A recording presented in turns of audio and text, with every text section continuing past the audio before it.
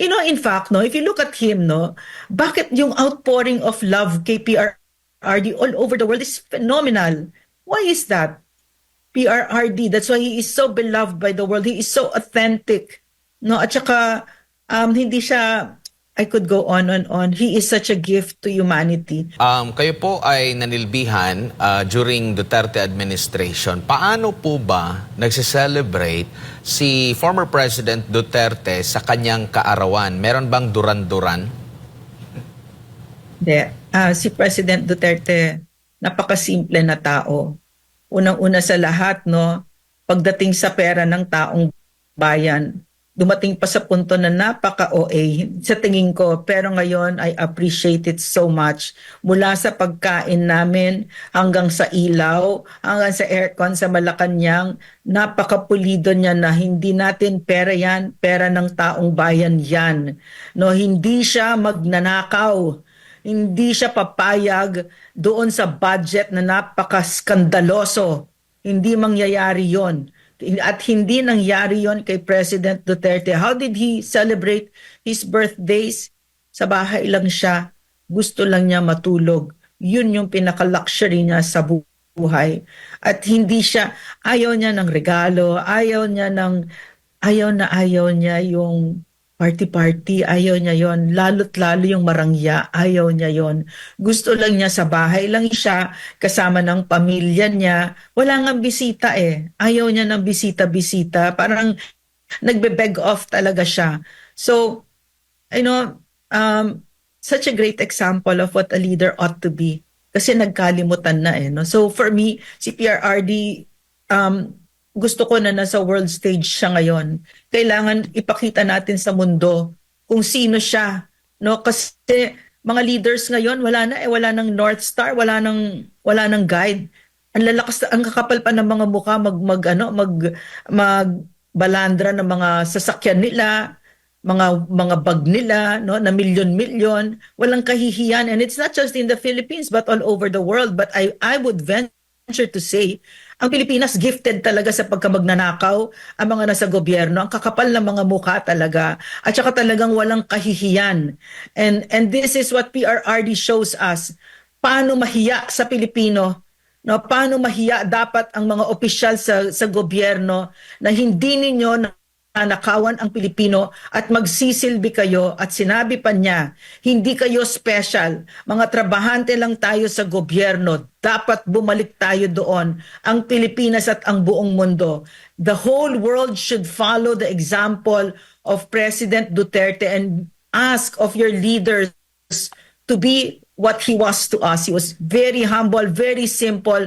And if you went to his house, sure ka, 100,000,000%, ito ang isang president na hindi nagnakaw sa Pilipinas. Napakasimple ng bahay niya, napakasimple ng pamumuhay niya. So, habang malungkot tayo na nandyan siya sa The Hague at tinanggalan siya ng karapatan, dapat alam natin na alam niya kung anong ginagawa niya at gawin na natin yung best natin. Kailangan makita ng buong mundo itong busilak na leader na ito. No, there are a few leaders that are like him, but they are more the exception than the rule, which is why the world is the way it is. No, it's made of greedy people who have no real love in their hearts. And si President Duterte, alam mo, more than anything, no, for me, personally, he's a first-rate human being.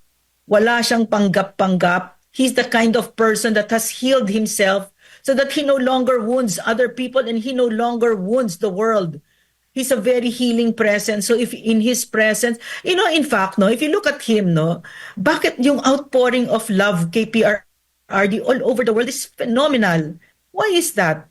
I think that's a very important lesson for all of us to learn, that a human being, when he does the work that's required of him to heal himself and to individuate, ganyan ang resulta. That, in other words, your best gift in the world is to be who you truly are. And this is who he truly is. PRRD, that's why he is so beloved by the world. He is so authentic. No? At saka, hindi siya, I could go on and on. He is such a gift to humanity. He is such a gift to me personally. I love this man so much and I will never leave him. You know what? Just a short story, kausap ko si ES, no? And ES Bingbong Medialdea, ES natin, no? And I was telling him, ES, we could not have imagined this happening, diba? That PRRD would be in prison, that we would be taken in this place, diba?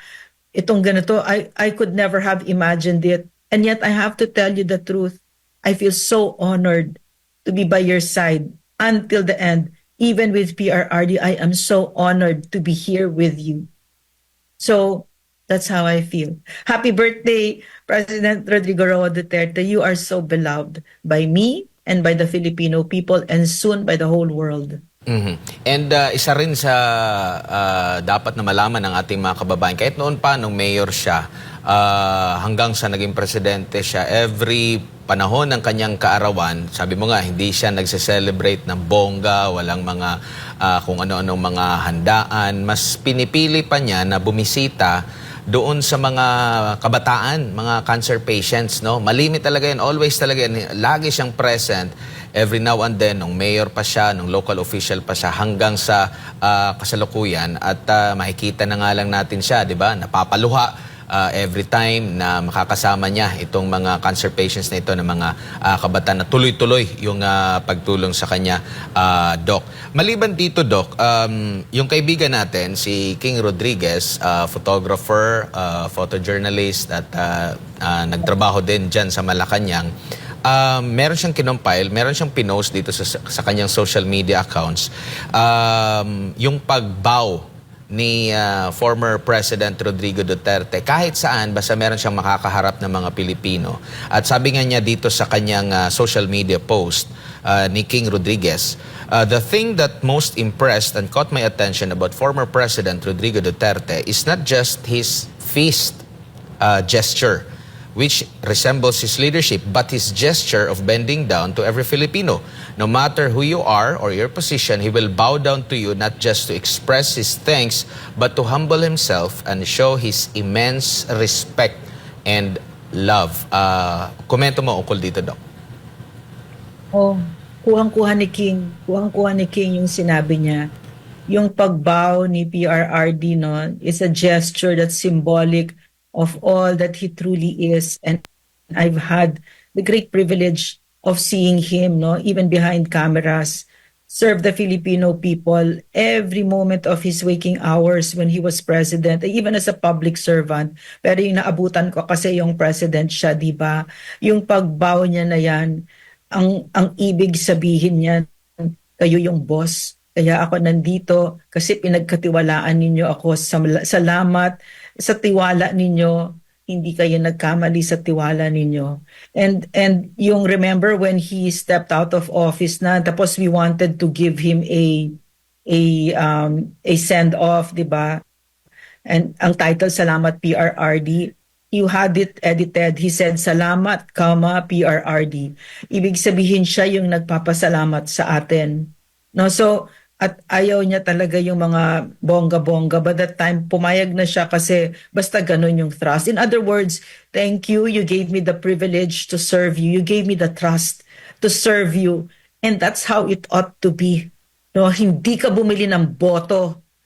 Kaya ka ibinoto dyan, hindi dahil sa AX, tupad, yak, akap, or nanakot ka, or nandaya ka, kinausap mo kung sino-sino para i-rig yung elections.